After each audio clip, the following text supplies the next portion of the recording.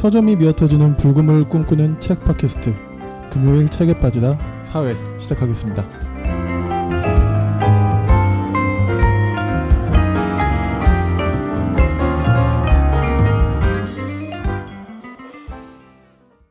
용도사님 안녕하세요. 안녕하세요. 네, 반갑습니다. 네, 반갑습니다. 불금 PD님. 잘 지내셨어요? 네, 저희 네. 이번에는 진짜 좀 약간 오랜만에. 네.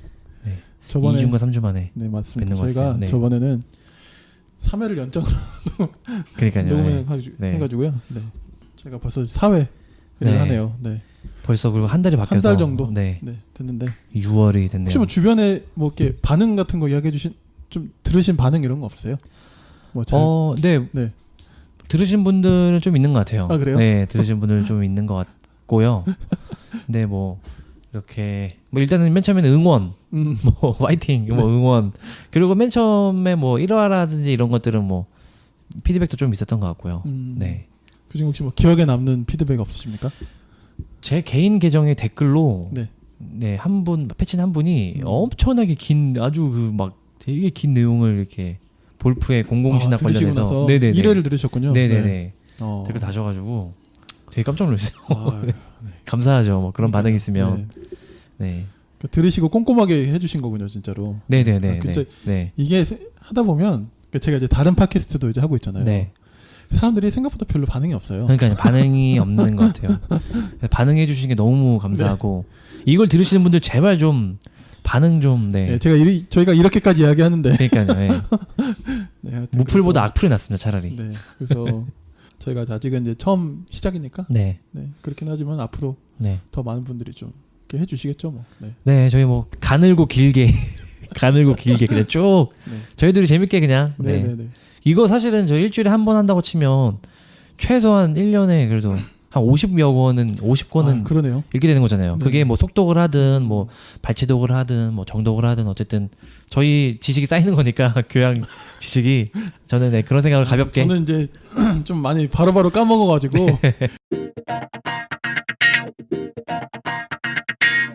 오늘은 이제 소설 책이잖아요. 문학책. 예, 그렇습니다. 네, 오늘은 어떤 책을 다루죠? 불곰 PD님? 예, 오늘은 이제 제가 이제 소설 같이 읽는데요. 무라타 사야카라는 일본 작가가 쓴 네. 편의점 인간이라는 예, 소설을 가지고 이야기해 보도록 하겠습니다. 편의점 인간.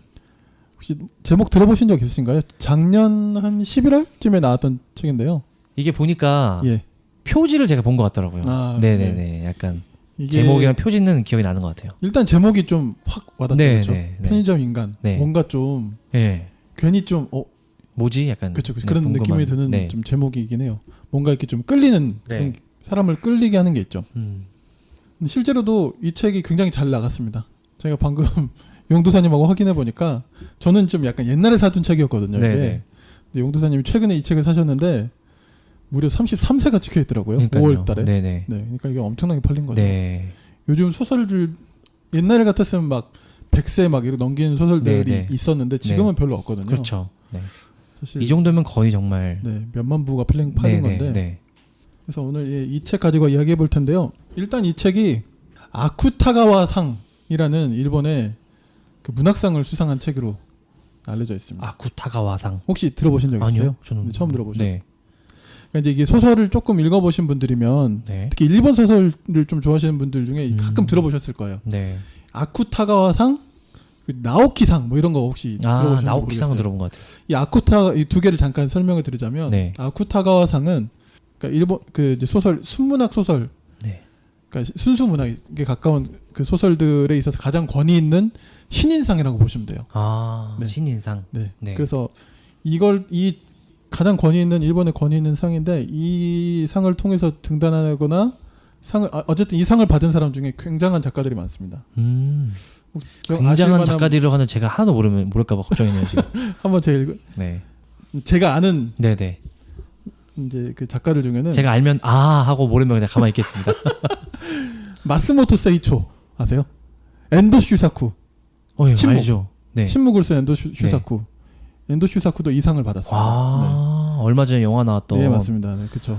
그렇구나. 그리고 사일런스. 뭐 오에 겐자부로 마루야마 겐지 무라카미류는 들어보셨어요? 무라카미 하루키. 하루키는 많이 들어보셨는데 근데 무라카미류도 사실 하루키보다 조금 더 전 세대의 그렇구나. 굉장히 네네. 저명한 작가인데요.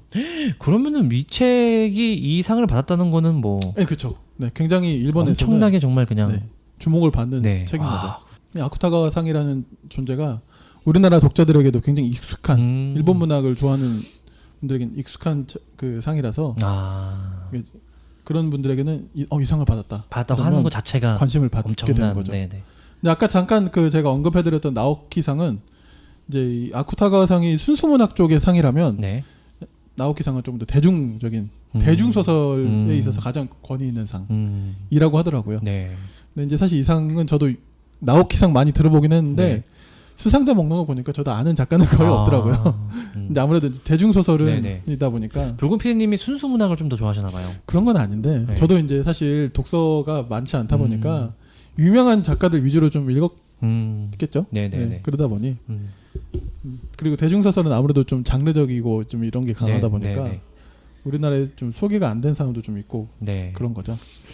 어쨌든 이 상 155회 지난해 2016년 상반기. 네. 참고로 아쿠타가상은 1년에 상반기, 하반기 1월에 7월, 1월, 7월 이렇게 두 번 상을 준다고 하더라고요.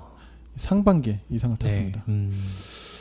자, 그러면 이 무라타 사야카라는 작가에 대해서 조금 이제 이야기를 해보면 좋을 것 같은데요. 네. 1979년생이세요. 일본의 지바현 인자이시라는 곳에서 태어났다고 하고요. 네. 소설을 쓰기 시작한 이유가 독특해요.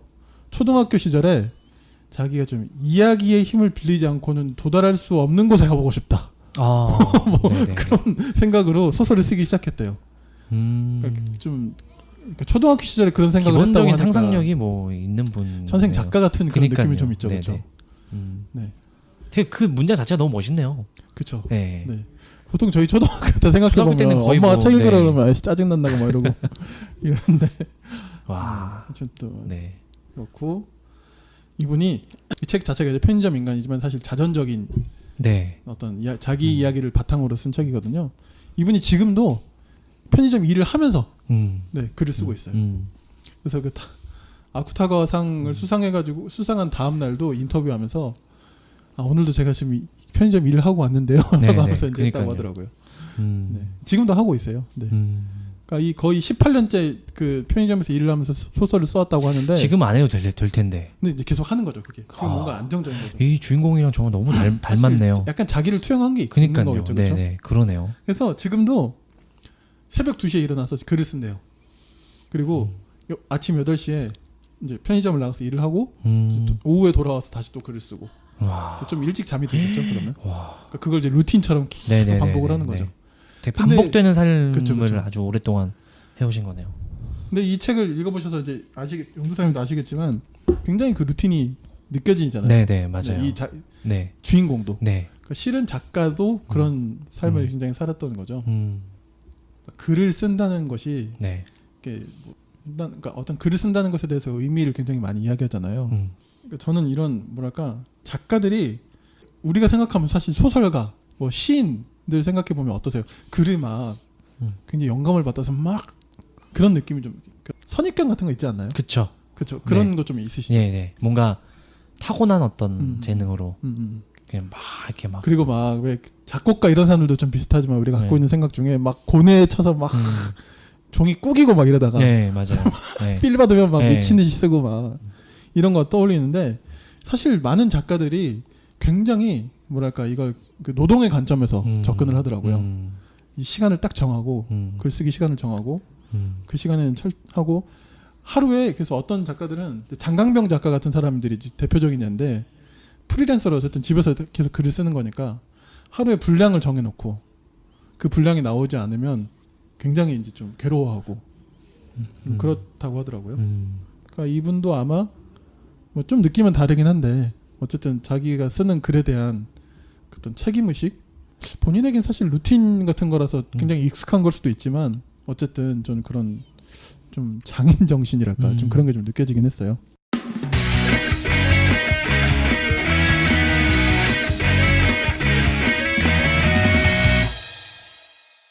자 이제 이 작품 이야기를 좀 이제 해보면 좋을 것 같은데요. 네.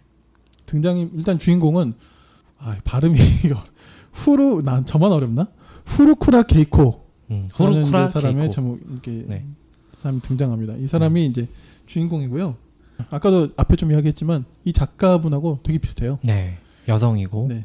자, 이제 이분이 이제 게이코라고 저희가 부르겠습니다. 네. 이 게이코가 굉장히 독특한 사람입니다. 그렇죠? 그래서 어릴 때 이야기가 잠깐 나와요. 그래서 어릴 때 기억나시죠? 어릴 때 네. 내용들. 약간 섬뜩하죠. 약간 좀 그런 느낌이 있죠. 네네. 이 게이코라는 인물이 범상치 않, 그러니까 평범하지 않다라는 네네. 것을 보여주는 장면인데 새가 이제 한 마리 죽어가지고 있는데 엄마는 어머 불쌍해 이제 이런 거 네. 이야기해주고 싶어해요. 음. 근데 부모로서 당연히 이제 그런 좀 정서를 가르치고 싶은 게 있죠. 음. 근데 이 게이코가 그걸 보더니 저거 먹자 이러는 거죠. 구워 먹자. 네.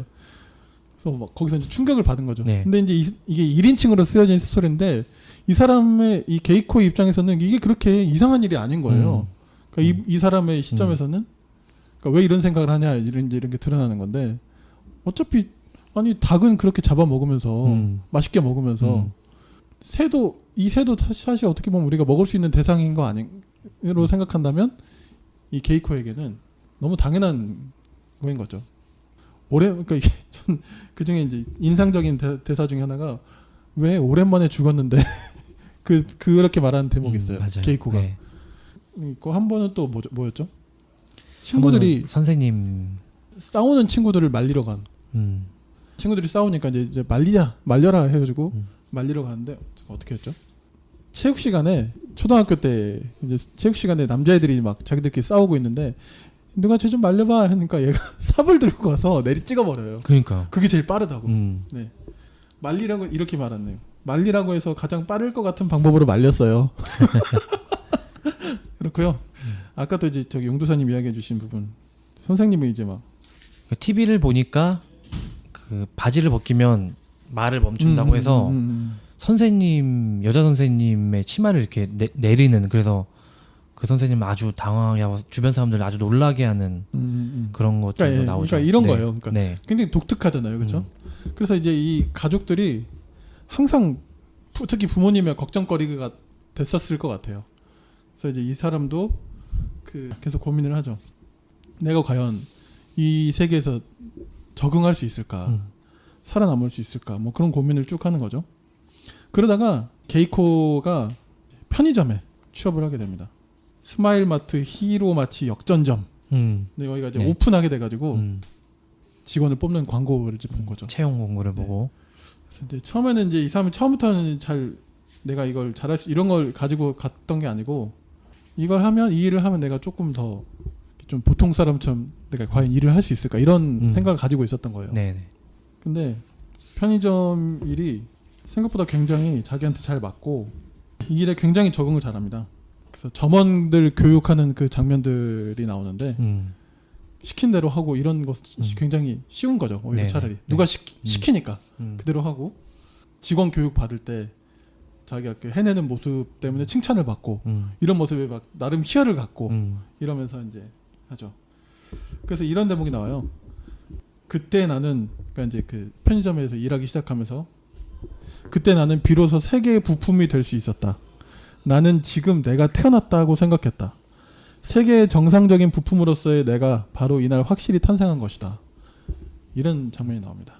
근데 비로소 그때야 비로소 내가 태어났다라는 굉장히 그 비장한 이야기가 나오죠, 그렇죠? 그러게요. 세계의 부품이 되었다. 그러니까 이 표현이 굉장히 참 뭐랄까요? 철학적이고 그러면서도 실존적이죠. 그렇죠. 네. 그러면서도 굉장히 뭐 이렇게 유머도 좀 섞여 있고요. 네, 그렇죠. 네, 네.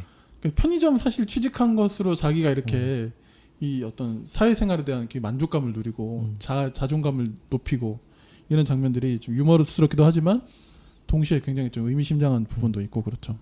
어쨌든 이 게이코는 그렇게 이제 여기 이제 취직을 한 건데 이 방금 제가 읽어드린 그 대목의 바로 다음 페이지를 넘기면 요 전날 가게는 19번째 5월 1일을 맞았으니까 그로부터 15만 7,600시간이 지난 셈이다. 나는 36살이 되었고 가게와 점원으로서의 나는 18살이 되었다. 그러니까 18년 동안 18년이 훅 그냥 지나가서 그렇죠. 네. 네. 그러니까 18살 때부터 시작한 아르바이트를 36살이 될 때까지 쭉 한 거예요. 그러니까요. 네. 그러니까 이게 사실 보통 일은 아닌 거잖아요. 그러게요. 그렇죠? 보통은 사실 이 편의점 알바라는 거는 어떤 일이 없을 때 중간에 하거나 또 학생들이 뭐 등록금을 벌기 위해서 뭐 하여튼 그렇게 임시로 사실 그렇게 한다는 느낌이지. 짧으면 뭐 몇 달, 네. 길려야 뭐 몇 년도 그렇죠. 안 하죠. 그렇지. 네, 네. 보통. 네. 근데 이 18년을 한 편의점에서 줄곧 일했다는 것 자체가 벌써 또 이게 평범하지 않은 정도가 네네네. 되는 거죠. 주인공을 드러내는 것 같아요. 네, 맞습니다. 자, 그래서 이제는 이 18년 동안 이 편의점은 사실 이 사람의 본인의 어떤 일부, 그러니까 그 자체가 되어버렸다는 느낌이 있어요. 네. 그러니까 일본도 이제 후리터족이라는 게 있어요. 그 아르바이트나 좀 이런 걸로 좀 뭐랄까 네. 생계를 유지해가면서 좀 자유롭게 사는. 그 이제 지금은 좀 옛날 이야기이긴 한데 어쨌든 후리터족이 사회적으로 이제 좀 뭐랄까 우려스러운 그런 어떤 계층이긴 했었어요 옛날에. 근데 그 후리터족들이 막 엄청나게 많았던 일본 사람들에게도 36살이 될 때까지 18년 동안 한 편의점에서 일을 했다는 거는 자기들의 시각에서도 좀 굉장히 독특한 건가 봐요.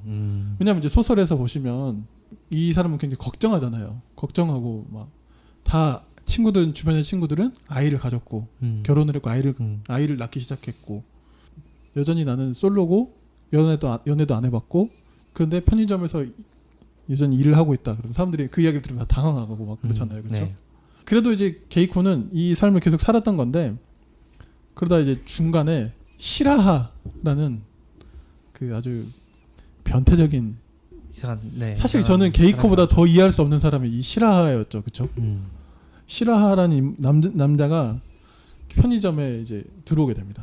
그때부터 이제 이상기류가 약간 그렇죠. 그 동안에 18년 동안 일어나지 않은 어떤 네, 그런 변화가 좀 생기는 것 같더라고요. 그렇죠. 이 시라하는 들어올 때부터 사실 좀 이상했어요. 그렇죠? 네. 막 투덜거리고 일 안 하고 남자가 이런 일을 하면 안 되는데 지금 그 이제 막 견습으로 들어온 주제에 쉽게 말하면 막 그런 일을 하면서 투덜거린단 말이죠. 결국은 뭐 한 실수를 해가지고 거기서 이제 잘리는 거죠. 네. 어느 거리에 이제 잘리고 나서 며칠 뒤에 배회하고 있는 그 시라를 주인공이. 주인 게이코가 이제 마주치게 되죠. 그래서 둘이 좀 대화를 나누게 되고 네. 그 대화도 정말 독특하죠.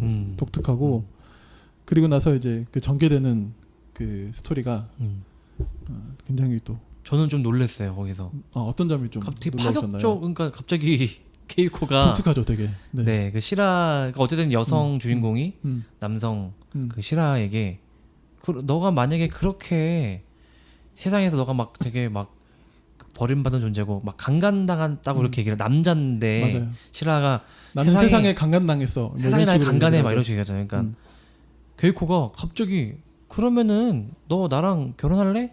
혼인신고해서 너 우리 집 살래? 이렇게 그 시라가 막 놀라면서 그러니까 이게 그 부분에서 그러면서 또 집으로 데리고 오고 시라가 거기서 이제 막 목욕하고 이런 게 나오잖아요.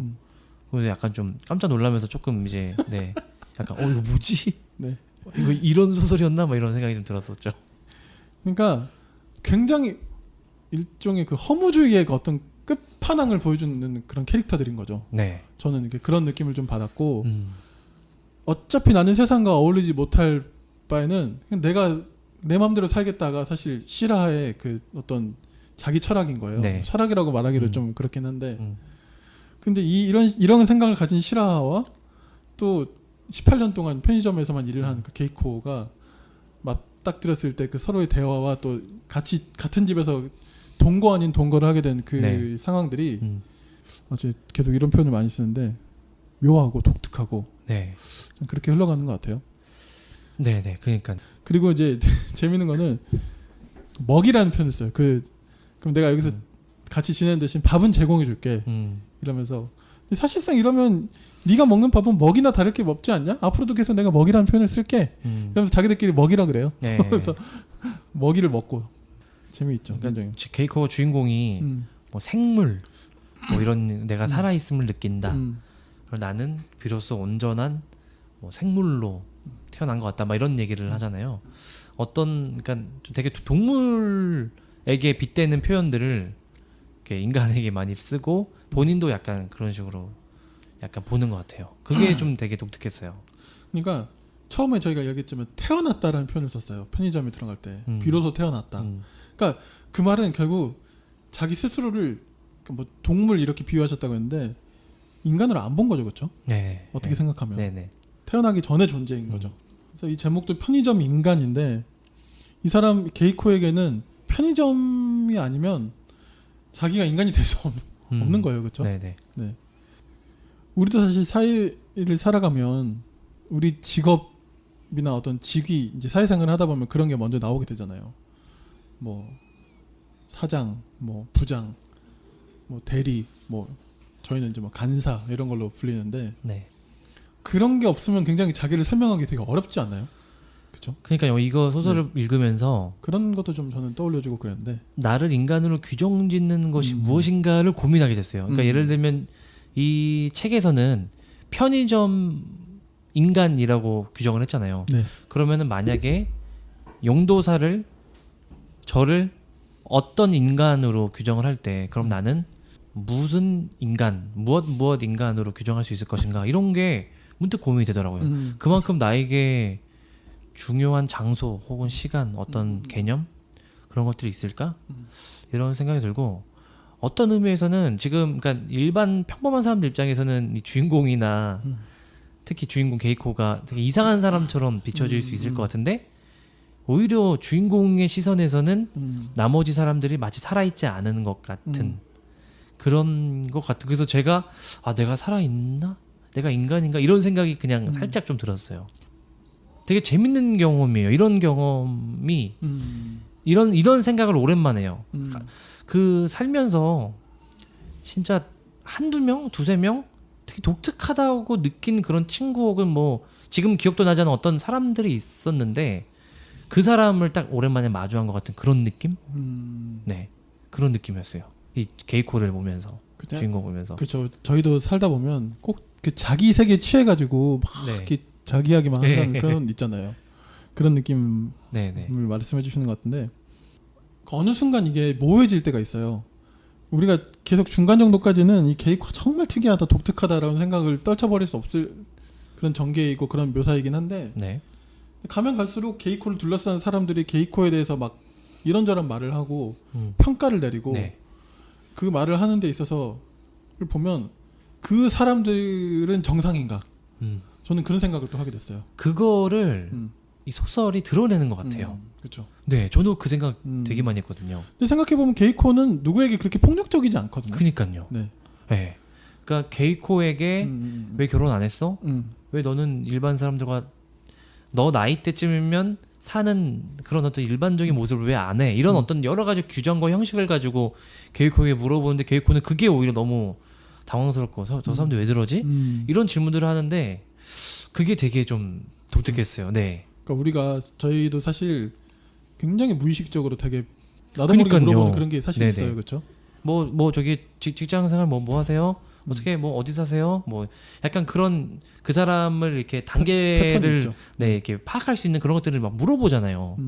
근데 이 게이코에게는 그런 거는 자기를 전혀 규정지을 수 없는 아주 그냥 허공에 그냥 떠도는 전혀 의미 없는 질문들일 뿐이라는 게 이렇게 좀 저를 이렇게 그렇구나 약간 그렇게 돌아보게 하는 그런 게 좀 있어서 좀 신기했어요. 네. 요즘은 이제 그런 걸 좀 조심하려고 하는 분위기가 점점 가고 있죠.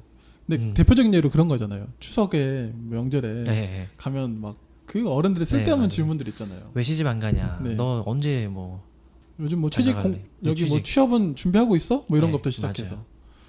누구는 저기 누구 딸내미는 어느 대학에 갔대? 뭐 이런 거 있죠. 네. 너는 애인 언제 데리고 오냐? 막 이런. 진짜 듣기 싫으네요. 네. 진짜. 네. 그러니까 이건 이제 단적인 예로 저희 문화에 맞게 이야기를 했지만 무심코 던진 이야기들이 그러니까 무심코 던진 질문들이 그 누군가를 굉장히 괴롭힐 수 있다는 거. 네. 그런 생각도 좀 연장선으로 저는 좀 네. 당연히 해보게 됐고 네. 약간 이제 누가 정상이고 누가 비정상인가 그런 생각 저는 좀 들었고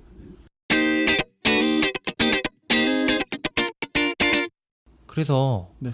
18년 동안 게이코가 한 편의점의 점원으로 일하면서 그 점장을 몇 명을 8명. 8명의 네네. 점장을 지나가고 맞아요. 수많은 이제 같은 점원들을 관찰하잖아요. 그리고 제가 볼 때 이 게이코는 일반 사람들보다 관찰력이나 어떤 작은 이 세계에 대한 해석력이 정말 뛰어난 사람 같아요. 되게 독특한 사람이니까 그래서 그런 필체들을 보는 게 되게 신기하고 그리고 중간중간 뭐 아마 붉은 PD님도 느끼셨겠지만 중간중간 되게 번뜩이는 어떤 뭐 인간론이라고 해야 되나? 약간 철학적인 어떤 한 문장 같은 것들이 되게 마음에 확 박히는 네네. 것들이 막 중간중간 막 있더라고요. 되게 신기하게. 그게 뭐 과하지 않으면서도 뭔가 어떤 이 소설을 쓴 작가의 어떤 세계관이나 철학 같은 거를 엿볼 수 있는 강렬한 문장들이 등장하는 게 되게 인상 깊었어요. 맞아요. 저는 사실 편의점 인간이라고 했을 때 이 네. 책에 아마 좀 약간 좀 일본에는 그 사회파 소설이라는 게 있거든요. 그러니까 어떤 그 사회적인 부조리들을 네. 이제 사회파 소설이라고 하긴 좀 그렇고 사회파 미스터리라 그래서 사회적인 그런 부조리들을 그런 미스터리에 담아가지고 그걸 이제 고발하는 형태의 소설 장르가 굉장히 강해요. 이건 이제 미스터리까지는 당연히 아닐 거라고 생각은 했는데 네. 상당히 좀 그런 사회적인 문제 제기를 하는 네. 그럼 약간 좀 묵직한 소설이지 않을까? 네. 저는 좀 그런 생각을 했는데 그렇지 않았고 이제 아까 그 과하지 않았다라는 표현을 하셔가지고 네. 좀 듣는 생각이었는데 굉장히 유머러스한 부분도 있고 네. 경쾌하면서도 갑자기 약간 뭐랄까 확 들어와가지고 네. 아까 그런 약간 묵직한 잽을 날리는 이야기들. 그런 네, 그렇죠. 느낌? 네. 그런 이야기들이 독서의 이 소설을 읽는 굉장히 묘미란 생각이 네. 들고요. 약간 읽는 분들에게 호불호가 좀 있을 수는 있을 것 같아요. 이 그렇죠. 소설의 이런 네. 스타일이 근데 저는 워낙 소설에 대한 백지 상태여서 그런지 모르겠는데 네.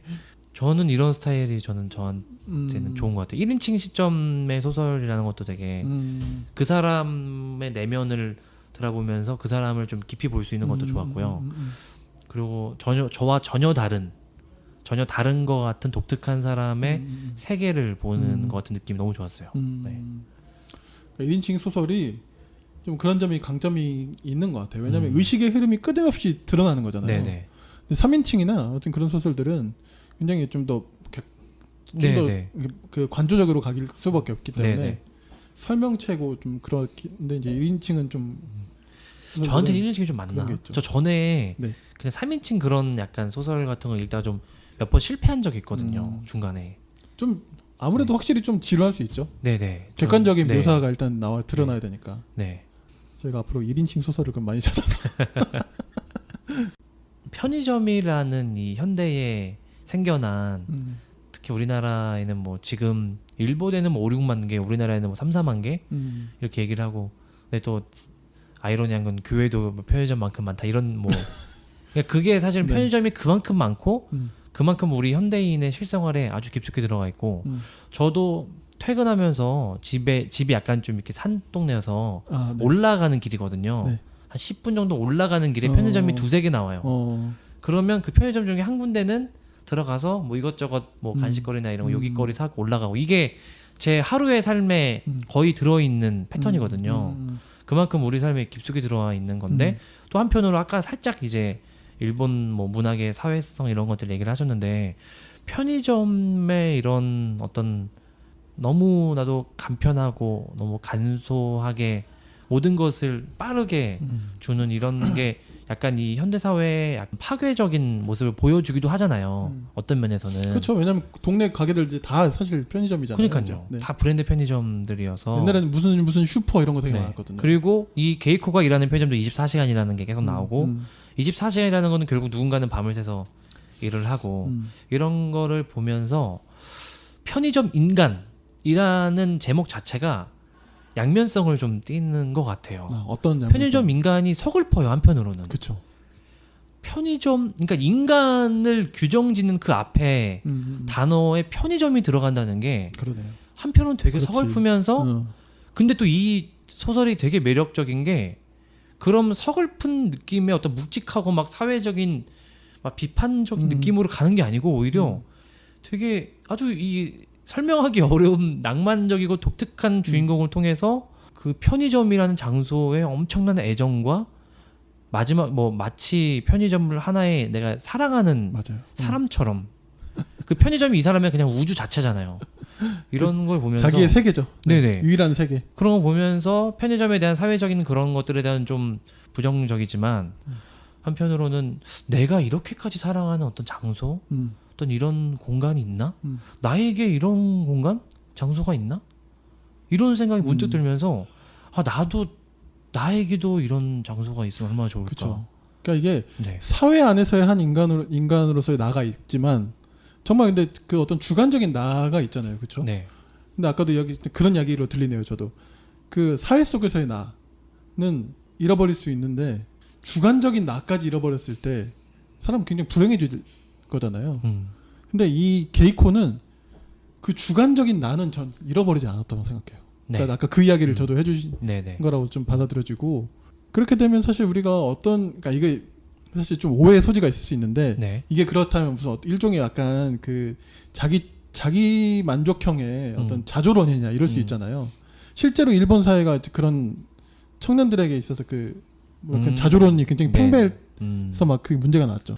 달관 세대라는 말을 이제 옛날에 그 조선일보가 청년 그 담론회에서 들여와가지고 개욕을 먹은 적이 있었는데 달관 세대. 달관 세대. 그러니까 그런 어떤 그 자조 같은 네네네. 거기에 그런 느낌으로 좀 생각할 수 있는데 꼭 그런 느낌만은 아니라는 거죠. 그래서 이 책은 되게 그렇죠? 확장성이 너무 그럼요. 커요. 네네. 네, 그러니까 이게 결국은 편의점 바깥에서는 자기 존재가 부정당할 수밖에 없는 세상이고 그렇기 때문에 이제 편의점 인간으로 자신을 그 안에서 이제 찾으려고 하는 주인공의 그런 분투가 어떤 그런 자조로 읽힐 수도 있겠지만 저는 그렇게 읽히지 않았고 저도 오히려 그랬고, 수많은 함의들을 훨씬 더 많이 담고 있는 게 그게 네 정말 해석적으로 네네. 너무 정말 다양하게 그런 흘러갈 수 점- 있는 게 되게 특이했어요. 그런 점들을 잘 녹여낸 게 이 소설의 힘인 것 같고 대단한 것 같아요. 네, 많은 사람들이 이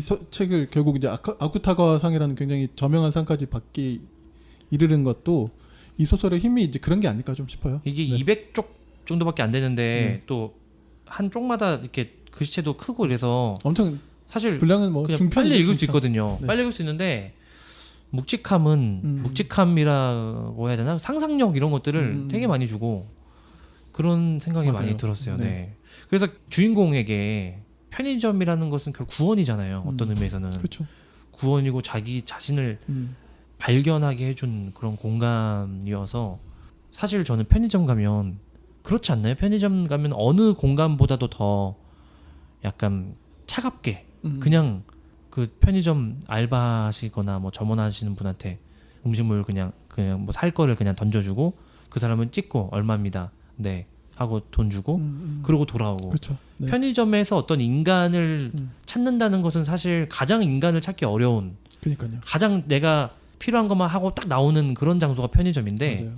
이 주인공은 오히려 그 편의점이라고 하는 24시간 동일하게 반복되는 곳에서 18년 동안 있으면서 거기에서 인간을 찾았다는 게 그렇죠.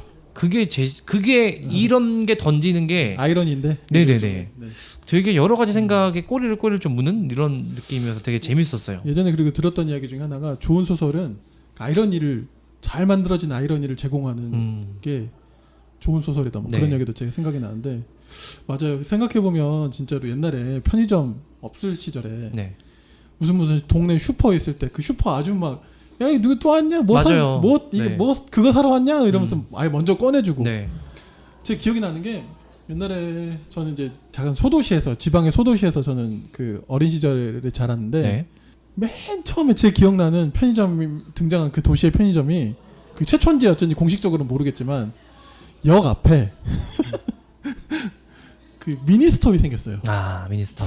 1990 몇 년도인데 그래서 막 저희 친구들이랑 야, 너 미니스톱 가봤어? 막 이러면서 막 그런 때가 있었어요. 그 전까지는 사실 이제 저희가 생각했던 모든 그런 슈퍼는 그런 네. 게 아니었죠. 마트 같은 것도 없었고 네. 굉장히 인간미가 있었고 네. 사실 편의점은 정말 지금 용두사님 이야기해 주신 대로 어떻게 보면 굉장히 차갑고 점원이 계속 바뀌고 그렇죠. 누군가 관계할 수가 없어요. 그 동네에 네. 같이 가까운 편의점이라도 그런 거 한데 사실 이 작가는 편의점을 굉장히 생애 공간으로 바꿔버리고 네. 그런 점이 좀 놀랍죠. 네. 우리나라는 더 특히 편의점은 사실 점원이라는 느낌도 아니고 아르바이트생이고 편의점 갈 때마다 앞에 막 종이 같은 게 붙어 있잖아요. 아르바이트 모집, 특히 뭐 야간 새벽 뭐 이런 식으로 붙어 있고 가면 되게 젊은 정말 젊은 학생들이나 이런 딱 봐도 정말 어린 분들 그리고 만약 나이가 좀 있는 분들이면 그냥 아주 잠깐 일시적으로 하는 이런 느낌. 그래서 그분이랑 관계를 맺는 것 자체가 사실 불가능한 것 같은 여러모로 그런 공간이 편의점인데 이제 소설을 읽으신 분들은 이제 느끼시겠지만 이 편의점이라는 공간을 아주 이렇게 되게 디테일하게 스케치하는 모습들이 그 필력도 대단하죠. 네, 그렇죠, 사실. 신기해요. 뭐 막 앞면이 보이게 뭐 그러니까요. 진열하고 네. 보이지 않는 곳에 뭘 네. 하고 이렇게 그 편의점의 그 어떤 처음 시작을 확 여는 그 네. 대목도 있는데 네네. 막 빨려 들어가면서 보게 되는 네. 그런 장면. 상상을 하게 돼요. 그렇죠. 편의점. 네. 우리가 또 아니까 우리한테 너무 익숙하니까. 익숙한 공간이니까 그걸 너무 묘사도 잘했고. 네. 이제 지금 저희가 이제 편의점에 대한 해석은 차갑고 그런 기존의 어떤 편의점에 대한 생각은 그런 게 좀 있지만 앞으로의 다가오는 세상에서는 이 편의점 자체가 또 하나의 어떤 그런 새롭게 좀 약간 정이 오가는 그런 공간으로서의 어떤 변신도 저는 할 수 있지 않을까. 네. 이게 사실 뭐 좀 어려운 이야기이긴 해요. 대기업들이 사실 대부분 네. 이 체인을 가지고 있고 이런 문제들은 또 다른 이야기이긴 한데 그러나 어쨌든 그 지역과 동네 공간에서 어떤 일상이 어떤 일상과 일상이 좀 마주하고 어쨌든 많은 사람들이 굉장히 오고 가는 공간들인데 차갑게 지나가는 것이 아닌 말 그대로 정말 일상의 공간으로서의 좀 그런 면모가 좀 더 이제 생겨야 되지 않을까. 네. 저는 그런 생각도 좀 오히려 확장하게 되고. 네. 그리고 실제 이 작가분도 이 주인공이랑 거의 비슷하게 오랫동안 편의점에서 일을 했고 지금도 하고 계시다고 밝혔잖아요. 근데 편의점에서 일하시는 분들은 대부분 어떤 프리랜서라든지 어떤 직업이 이렇게 안정하지 못하거나 수익이 이렇게 좀 불안정한 분들, 뭐 파트타임으로 일하시는 분들이라거나 그런 분들이 편의점 네. 일을 하시는데 그런 측면에서 이런 주인공 게이코와 같은 아주 독특하고 그렇지만 아주 비범한 그런 사람들이 또 어딘가에 편의점에 사실 있을 거거든요. 제 생각에는 제가 알기로 알바 중에서도 편의점 알바를 오래 하는 분들이 이렇게 많거든요. 물론 알바라는 게 이제 몸에 익은 거를 찾기 나름이죠. 저는 네네네. 편의점 알바를 한 번도 안 해봤어요. 근데 제 주변에도 편의점 알바를 오래 하는 분들이 있거든요. 이런 게이코와 같은 비슷한 사람들이 어딘가 편의점에서 일하고 있고 나는 그 사람 앞을 아주 무심하게 지나갔을 것 같아서 아 이제 편의점에서 일하는 분들 저한테 이렇게 얼마입니다 하고 하는 분들을 좀 더 유심하게 살펴보고 저 사람은 어떤 세계를 갖고 어떤 이야기를 갖고 있는 사람일까 이렇게 좀 그 저 사람을 좀 봐야겠다 이 생각이 좀 들었어요. 네. 네. 훈훈하네요.